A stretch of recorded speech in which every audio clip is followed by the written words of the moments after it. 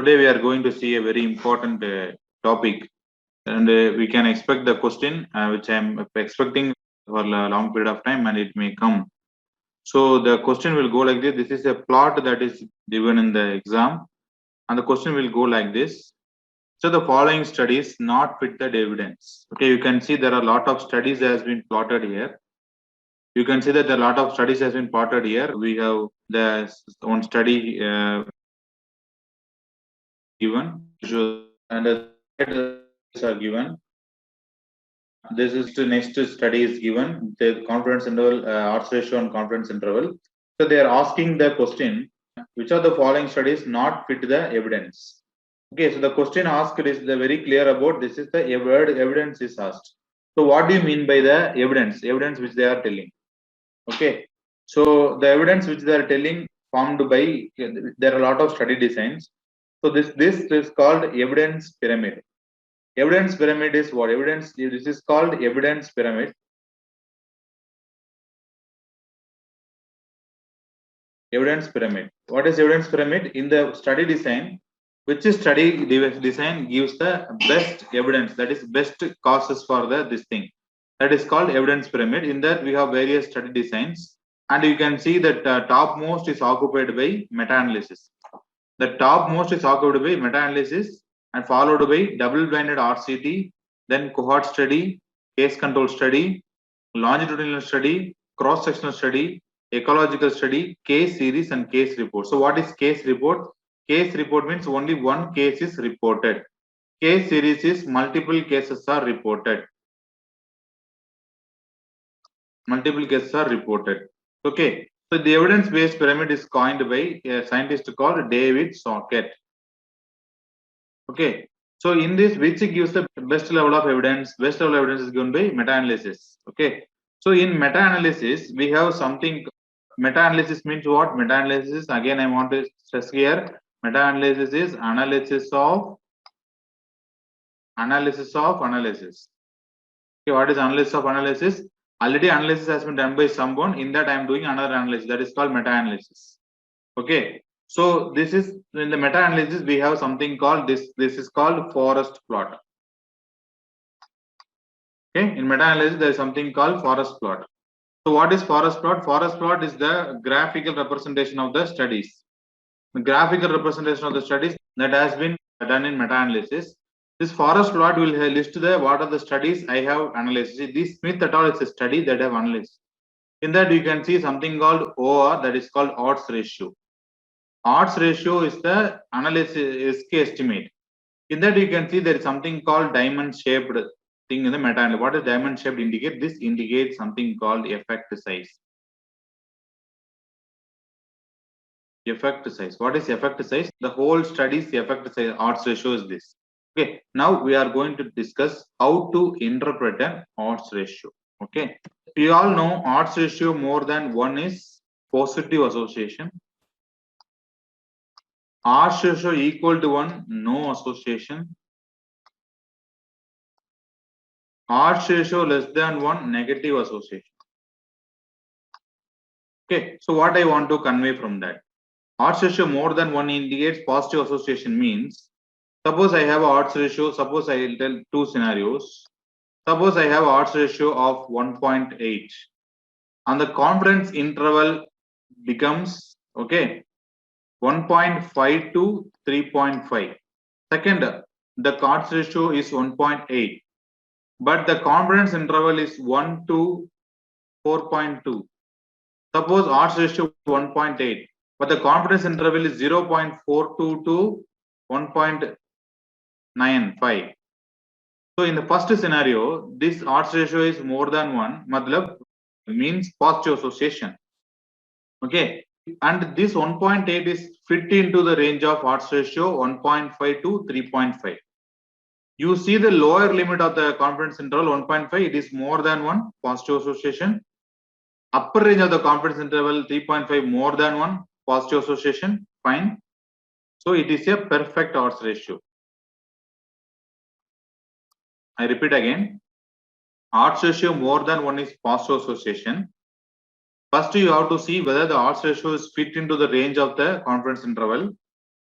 You have to see the lower limit, that is 1.5, which is a positive association. 3.5, that is more than 1, that is also a positive association. Next, you go to the second scenario, 1.8, it is more than 1 positive association, I understand. And it fit into the range. Yes, correct, it's fit into the range. But you see the lower limit 1. Lower limit is 1 is what? No association.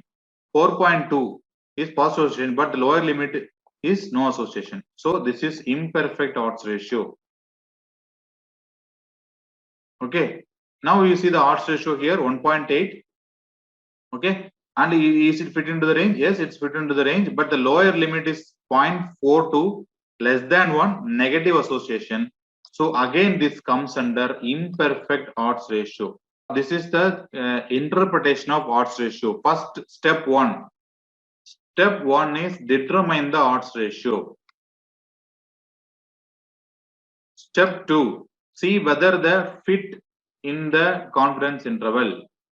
Third, see the lower limit of the confidence interval and upper limit of the confidence interval. Okay, upper limit of the confidence interval.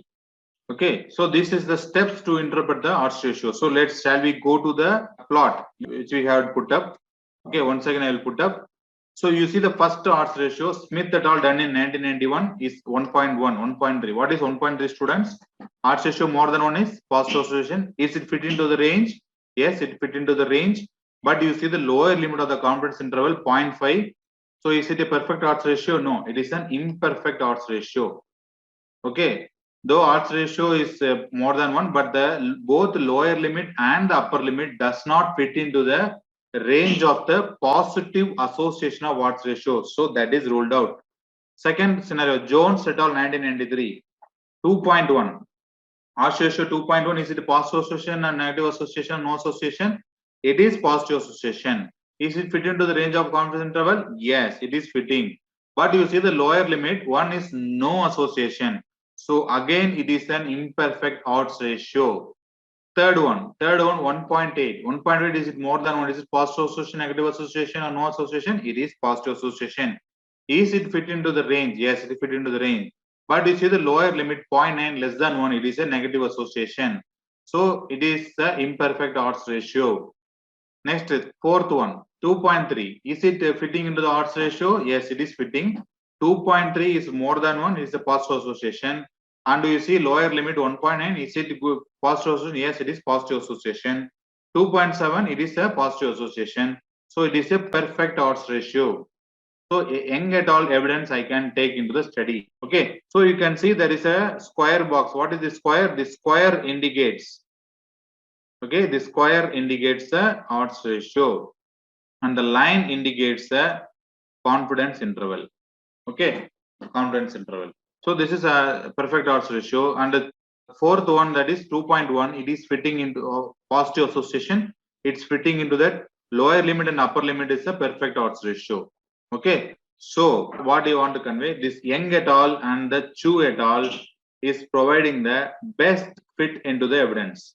There is one more way to predict the forest plot. With suppose this odds ratio is not given, then another way to interpret the forest plot is the confidence interval should not touch or cross this line.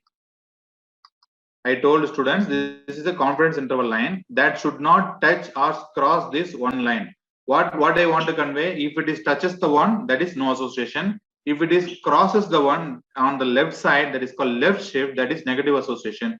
So again, this won't fit into the purpose. So we have to fit that. So we have to see that which one is the not touches the one, not touches the line or crosses the line. Okay, so let's come back to the question. Which of the following does not fit into the evidence?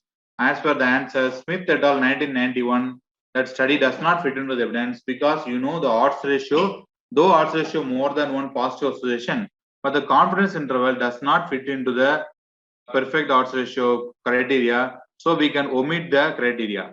So the question that can ask in the forest plot is comes under meta-analysis. Number 1 point, it is a meta-analysis. Second one, it is a meta-analysis part.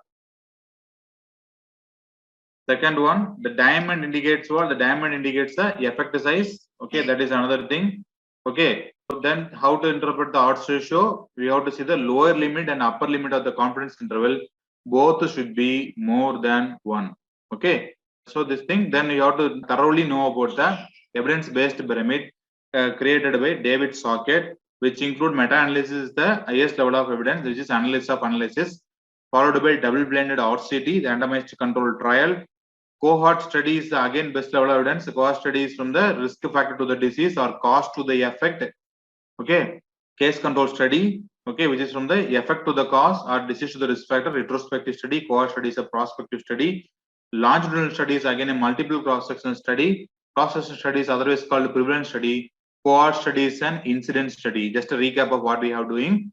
Okay, cohort study is incidence study. Cross-section is a prevalence study. Ecological study, case is multiple cases reported. Case report is only one case reported. So this is start today. We have read about the how to interpret the forest plot, which we can expect the this aims. Okay. So thank you so much for the students. Those who got NEET PG, poor rank, please start to study again. Only just a step away to get a PG seat. You need only revision, revision, revision. If you the more you revise, faster you get PG seat. The less you revise, longer you get the PG. That's the concept of everything, not only PG seat, every exam. So more you revise, faster you get the PG seat. Wish you all the best for the AIMS exam. Thank you. Best training, peaceful environment, PG medical entrance exam preparation were my expectations. I got them at Speed Medical Village in Kanchipuram. Today, I am a PG topper. Speed Medical Village, a unique eco-friendly campus dedicated for PG preparation. Speed Medical Institute, a complete solution for medical education.